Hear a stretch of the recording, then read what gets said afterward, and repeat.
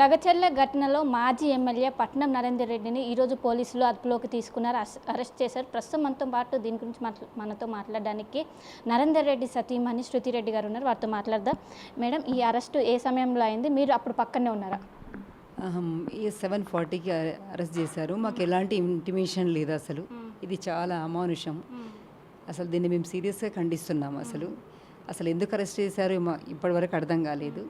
యాక్చువల్గా తను నాయకత్వం వహించే నాయకుడు ఎప్పటికి కూడా పబ్లిక్ అందుబాటులో ఉంటాడు. మామూలుగానే ఎప్పట్లాగానే వాళ్ళు ఫోన్ కాల్స్ చేశారు, నార్మల్గానే స్పందించాడు. దానికి స్పందించినంత మాత్రాన అరెస్ట్ చేయడం ఏంటి? అసలు అరెస్ట్ చేయకూడదు కదా. అది ప్రభుత్వ అధికారులపై అది దాడి అనేది అది మేము కూడా సీరియస్గా ఖండిస్తున్నాం. అది కరెక్ట్ కాదు. అందుకని అది రావడానికి ఆ సిచ్యువేషన్ క్రియేట్ అవ్వడానికి ఏంటి అసలు ఏంది, దేనికి కారణం ఏంటని తెలియాలి కదా. ఇదంతా ప్రభుత్వానిదే కదా బాధ్యత. ప్రభుత్వం వల్లనే కదా ఎంత సిచ్యువేషన్ అంతా అక్కడ క్రియేట్ అయ్యింది. ఇది అసలు ఎలాంటి ఇంటిమేషన్ లేకుండా ఏం లేకుండా 3-4 డేస్ నుంచి తనకు ఫీవర్ అయినా అసలు ఎలాంటి ఇంటిమేషన్ లేకుండా డైరెక్ట్గా లాకెళ్ళిపోయారు ఏదో నేరం చేసినట్టుగా. అసలు ఏంది అది? అసలు మనము ప్రజాస్వామ్య ప్రభుత్వంలో ఉన్నాం కదా. అటువంటప్పుడు మనకు ఇంటిమేషన్ చేయాలి. మేము అరెస్ట్ చేస్తున్నాము చేయాలి కదా. వెళ్ళేవాడు కదా. అరెస్ట్ చేస్తున్నాము ఇట్లా మీరు రావాల్సిన స్టేషన్ కంటే వచ్చేవాడు కదా. అట్లా లాకెళ్ళడం ఏంటి? ఏదో నేరం చేసినట్టుగా. అసలు నేరస్తుని లాకెళ్తున్నట్టు ఏం తప్పు చేయలే కదా తను. అంటే పబ్లిక్ స్పందించడం తప్ప. తన పబ్లిక్ మనిషి కదా. ఎప్పుడు కూడా 24 గంటలు పబ్లిక్ అందుబాటులో ఉంటారు. అట్లా ఇంత దారుణంగా లాక్కెళ్ళడం ఏంటి? అసలు అంత తప్పు ఏం చేశాడని. ఒక ప్రజాస్వామిక ప్రభుత్వంలో ఉన్నప్పుడు దానికి పద్ధతులు ఉంటాయి కదా. అవి రూల్స్ అందరూ పాటించాలి కదా. అట్లాంటప్పుడు సరే దీని గురించి మేము ఇన్వెస్టిగేషన్కి తీసుకెళ్తున్నాం సార్ని, ఇట్లా మాకు ఇంటిమేషన్ చేయాలి. ఫ్యామిలీ మెంబర్కి చెప్పాలి. తన హెల్త్ సిచ్యువేషన్ కూడా బాగలేదు. ఏదైనా జరిగితే బాధ్యత ఎవరిది? ఇలా చేయొద్దు కదా. అంటే పోలీసులు యూనిఫామ్లో వచ్చారా? ఇందులో ప్రభుత్వం నుంచి ఏమైనా దాగిందో? ప్రభుత్వం వైపు కుట్రకోను వాళ్ళు మఫ్టీలో ఉన్నట్టుగా ఉన్నారేమో తెలియదు మాకు. అసలు మాకు ఏ విషయం తెలియదు. క్యాజువల్గా మేము యూజువల్గా డైలీ వాకింగ్కి వెళ్ళినట్టుగా వెళ్తున్నాం. మేము వాకింగ్కి వెళ్తుంటే దారిలో లాక్కెళ్ళడం ఏంటి? అది లాక్కెళ్ళొద్దు కదా. ఇంటిమేషన్ చేయండి. మిమ్మల్ని స్టేషన్కి తీసుకెళ్తామనండి, వచ్చేస్తాము. దాని ఏముంది? అట్లా లాక్కెళ్ళడం ఏంటి? అసలు ఇది అప్రజాస్వామికం, చాలా అమానుష్యం, దారుణం. దీన్ని మేము చాలా సీరియస్గా ఖండిస్తున్నాం. అసలు తను అవును పబ్లిక్ వ్యక్తి, ఎప్పుడు కూడా పబ్లిక్ పర్సన్, ఎప్పుడు కూడా పబ్లిక్ సమస్యలతోనే ఉంటాయి. ఎప్పుడు పబ్లిక్తోనే ఇంట్రాక్షన్స్ చాలా ఉంటాయి ఆయనకు 24 hours ఎప్పుడు కూడా. అటువంటప్పుడు అవును ఏ టైంలో చేసినా కూడా, ఎవరు చేసినా, ఏ కార్యకర్త చేసినా, లీడర్ చేసినా, ఏం చేసినా స్పందిస్తాడు, మాట్లాడతాం కదా. అది వాళ్ళు ఓట్లేసి ఎలక్ట్ చేసుకున్నారని ఆయన అందుబాటులో ఉన్నారు. వాళ్ళు కూడా గెలిపించుకున్నారు కదా. 5-6 years సర్వీస్ చేశాడు కదా. అంత డెవలప్మెంట్ చేశారు కదా. తను ఎట్లా మర్చిపోతారు పబ్లిక్? అది అవ్వదు కదా. అట్లా ఈ వ్యవహారం మొత్తం కాల్ డేటా చుట్టూ తిరుగుతుంది. A1గా ఉన్నటువంటి సురేష్తో ఫ్రీక్వెంట్గా ఆ రోజు కాల్ మాట్లాడారని పోలీసులు విచారిస్తున్నారని అంటున్నారు. అంటే అందరూ ఏ కార్యకర్త చేసినా మాట్లాడతారు కదా. ఆ సిచ్యువేషన్లో అన్న ఇట్లా ఉందని చెప్తారు, దానికి మనం మాట్లాడతాము. కానీ మనం ఇట్లా అది రైతుల వ్యతిరేకత కదా, ప్రభుత్వం పైన వ్యతిరేకత మనకు ప్రత్యక్షంగా కనిపిస్తుంది కదా. కనిపిస్తున్నప్పుడు మనం ఈయన అనే ఇప్పుడు నరేందర్ రెడ్డి గారు అనడానికి ఏం సాక్ష్యం? ఫోన్ కాల్స్ మాట్లాడతాం కదా, అందరం మాట్లాడతాము. ఇట్లా అవుతుంది అని చెప్తారు. మరి నాయకుడు అన్న తర్వాత చెప్తారు, పబ్లిక్ చెప్తారు కదా. వాళ్ళ కార్యకర్తలు చెప్తారు కంపల్సరీ. ఎవరికి ఫోన్ చేయాలి మరి? నాయకుడిని కాబట్టి తనకే ఫోన్ చేస్తారు. తను మాట్లాడాలి. 24 hours మాట్లాడొస్తుంది. అయితే మాట్లాడినంత మాత్రాన ఈ దాడికి తనకేం సంబంధం? అది రైతుల వ్యతిరేకత ఉంది. వాళ్ళకి ఇష్టం లేదు అక్కడ ఫార్మాసిటీని నిర్మించడం, వాళ్ళకి ఇష్టం లేదు కాబట్టి వాళ్ళ వ్యతిరేకత చూపిస్తున్నారు. కాబట్టి సీఎం గారు ముందుగా వెళ్ళి వాళ్ళని కన్విన్స్ చేయాలి. సరైన నష్టపరిహారం ఏందో మాట్లాడాలి. ముందు వాళ్ళు చేసుకోవాలి కదా. ఇదంతా చేసి రైతుల వ్యతిరేకత చూపిస్తున్నారు గవర్నమెంట్ పైన. కాబట్టి వాళ్ళు చూసుకోవాలి.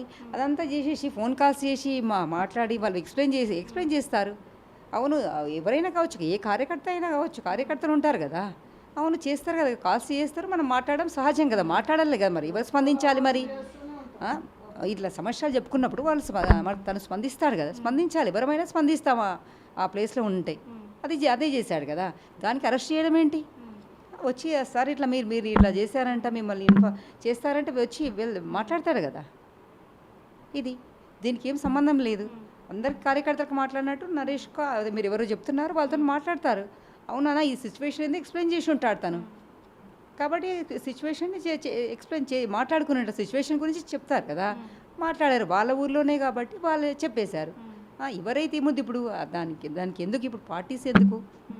అది జరిగిన ఇన్సిడెంట్ కదా, జరిగింది ఇన్సిడెంట్. ఇప్పుడు లగచెర్ల ఆ పార్టీ ఆ బీఆర్ఎస్ పార్టీ ఆ పార్టీ అని తీసుకుంటే అక్కడ హై మెజారిటీ కాంగ్రెస్ కదా అక్కడ.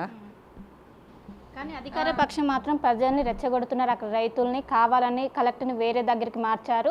ఇవన్నీ కేవలం ఆరోపణలు మాత్రమే అంటారా? ఆరోపణలు మాత్రమే అది. కాబట్టి సర్వే నిర్వహిస్తున్నారు, సర్వేలు కన్విన్స్ చేస్తున్నారు. వాళ్ళకి ఇష్టం లేదు, వాళ్ళ వ్యతిరేకత ఉంది కాబట్టి వాళ్ళు చేశారు. కానీ ఆ విధంగా నేను కూడా ప్రభుత్వ అధికారులపై దాడిని మేము కూడా ఖండిస్తున్నాం. కానీ వాళ్ళు మా సీఎం గారు కన్విన్స్ చేయాలి కదా. ఇదంతా పరిస్థితి రావడానికి ఏంటి కారణం? ఎవరు? గవర్నమెంటే కదా అది. సో హెల్త్ ఇష్యూస్ ఏమైనా ఉన్నాయా? ఫీవర్ ఉంది. అది 3-4 డేస్ నుంచి తనకు ఫీవర్ ఉంది కదా. ఇన్ఫెక్షన్స్ ఉన్నాయి. అట్లా తీసుకెళ్ళొద్దు కదా. అట్లా మేము డాక్టర్కి వాళ్ళ అపాయింట్మెంట్ ఉండింది ఆ డాక్టర్ గారితో. అట్లా చివరిగా రాష్ట్ర ప్రభుత్వానికి ఏం చెప్పాలనుకుంటున్నారు ఈ ఘటన గురించి? ఇలా ఫస్ట్ రైతుల సమస్యలపైన ఫోకస్ చేసి ఆ ఫార్మాసిటీ గురించి అది క్లియరెన్స్ ఇవ్వాలి రైతులకి. ఈ అరెస్ట్ ఎందుకు చేయడం ముందు ఈయనని రిలీజ్ చేయాల్సిన అవసరం ఏముంది? కార్యకర్తలతో మాట్లాడితే స్పందిస్తే అరెస్ట్ చేస్తారా? చేయదు కదా. ఇది ప్రజాస్వామిక ప్రభుత్వం కాబట్టి వాళ్ళ సమస్యలను చెప్పడం వాళ్ళ ధర్మం. మనం వినడము వాళ్ళకు సహకరించడం మన ధర్మం. అదే చేశాం కదా మేము. వ్యతిరేక కార్యకలాపాలు చేసేసి అక్కడికి వెళ్ళి రెచ్చగొట్టి మేము అలాంటి పనులు చేయలే కదా. ఎప్పుడే కానీ కలెక్టర్ కానీ మాకు గౌరవం కదా. మనం వాళ్ళంటే అధికారులు అంటే మనకు గౌరవం కదా. మనం అట్లాంటి వాటిలో మనం చేయం కదా. అలాంటి పనులు ఎందుకు చేస్తాం మనం? మనకి ఎలాంటి సంబంధం లేదు. కార్యకర్తలు ఫోన్లు చేశారు, ఇలా ఉంది సిచ్యువేషన్ అని చెప్పారు. ఇతని స్పందించాడు. అంత మాత్రం ఇది కరెక్ట్ కాదు. దీన్ని తీవ్రంగా ఖండిస్తున్నాను. అంటే ఈ అరెస్ట్ వెనుక ప్రభుత్వం ఏమైనా ఉన్నదా? ప్రభుత్వం కక్ష సాధింపే, అంతే, ఇంకేమీ లేదు ఇక్కడ. ఎందుకంటే నరేంద్ర గారికి పబ్లిక్ అంటే చాలా పిచ్చి. పబ్లిక్లో చాలా ఇమేజ్ ఉంది తనకి. ఎలాగైనా ఎటు తిరిగి కూడా ఈయన పబ్లిక్లో ఉండొద్దు. అదే ఇది అరెస్ట్ చేసి కూర్చోబెట్టాలి అంతే. అది జరిగే పనైనా పబ్లిక్కి తెలుసు కదా, ఎవరేంటి అనేది తెలుసు కదా. 7 years వాళ్ళతో ఉన్నాడు ఆయన. తను ఏంటి, ఎలాంటి వ్యక్తి, ఎటువంటి మనిషి అని తెలుసు. తన ఊరు గడప తిరిగాడు ఆయన. ప్రతి స్ట్రీటు, ప్రతి రోడ్స్ కానీ అన్నీ కానీ చాలా డెవలప్ చేశాడు. వాళ్ళు మర్చిపోతారా పర్సన్ని? ప్రతి వారిని ఈక్వల్గా చూస్తాడు ఆయన. సో మొత్తం మీద పట్నం నరేందర్ రెడ్డి అరెస్ట్ వెనుక ప్రభుత్వం కక్ష సాధింపు చర్యలే ఉన్నాయి. ముఖ్యంగా రైతుల కోసం పోరాడుతుంటే వీళ్ళు కావాలని రైతులు రెచ్చగొడుతూ ఇవన్నీ కూడా ఆరోపణలు మాత్రమే. దీనిపైన ప్రభుత్వం ఖచ్చితంగా స్పందించాలి, న్యాయం జరగాలి. అండ్ ఇప్పటికే కొన్ని హెల్త్ ఇష్యూస్ ఉన్నాయి, వీటినన్నింటిని కూడా పరిగణలోకి తీసుకోవాలని ఒకవైపు శృతిరెడ్డి అయితే చెప్తున్నారు. కెమెరా పర్సన్ గణేష్తో కలిసి శిల్ప RTV హైదరాబాద్. మరిన్ని వీడియోస్ కోసం ఛానల్ ని సబ్స్క్రైబ్ చేయండి. లేటెస్ట్ అప్డేట్స్ కోసం వాట్సాప్ ఛానల్ ని ఫాలో అవ్వండి. అండ్ లింక్ డిస్క్రిప్షన్ లో ఉంది.